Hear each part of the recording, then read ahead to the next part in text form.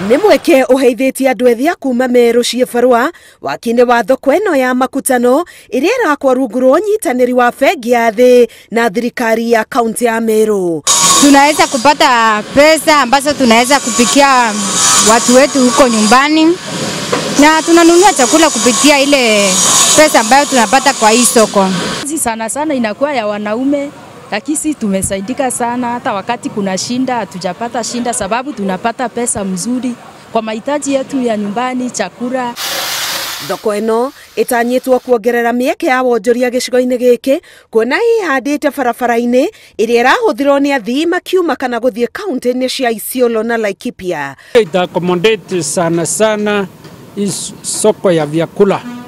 Tukionelea kuna wengine wale wanatandika vitu nje kidogo, pia watakuja hapa.